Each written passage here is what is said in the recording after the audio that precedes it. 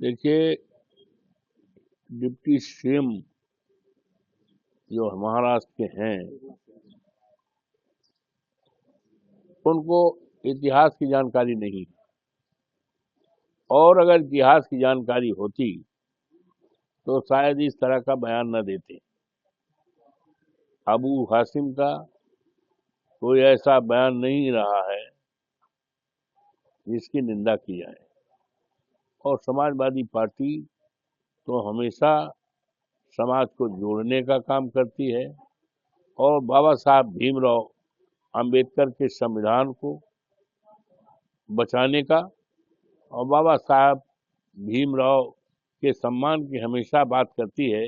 उसी परिप्रेक्ष्य में हमारे साथी, हमारी पार्टी के नेता ने जो टिप्पणी की है उसको ठीक से उप मुख्यमंत्री जो है नहीं समझ पाए, इसलिए वो इस तरह का अनर्गल बेबुनियादी बात कर रहे हैं। उनको इतिहास समझना चाहिए। उनको इतिहास समझना चाहिए। औरंगजेब का क्या इतिहास रहा, उनके सिपह सालार, उनके सलाहकार, उनके आसपास के लोग कौन लोग थे, इसकी जानकारी उनको लेना चाहिए। और जानकारी जब हो जाएगी तो इस तरह का बयान नहीं देंगे वो। डिप्टी सीएम ने कहा कि हमारे सीएम खड़ा जी ने उसको गंभीरता से लिया, देशद्रोह का मुकदमा दायर करेंगे। नहीं नहीं, कुछ नहीं, उनको जानकारी नहीं। उनको जानकारी नहीं है, इसलिए बेबुनियादी बात कर रहे हैं। पहले वो जानकारी ले लें तब इस तरह की बातें करें।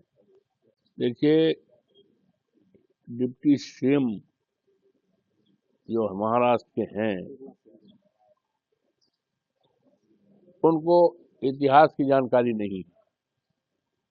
और अगर इतिहास की जानकारी होती तो शायद इस तरह का बयान न देते।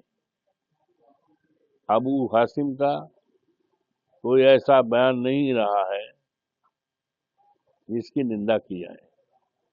और समाजवादी पार्टी तो हमेशा समाज को जोड़ने का काम करती है और बाबा साहब भीमराव अंबेडकर के संविधान को बचाने का और बाबा साहब भीमराव के सम्मान की हमेशा बात करती है।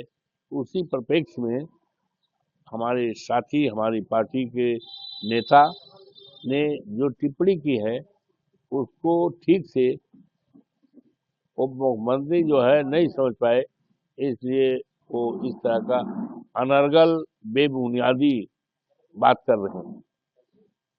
उनको इतिहास समझना चाहिए। उनको इतिहास समझना चाहिए।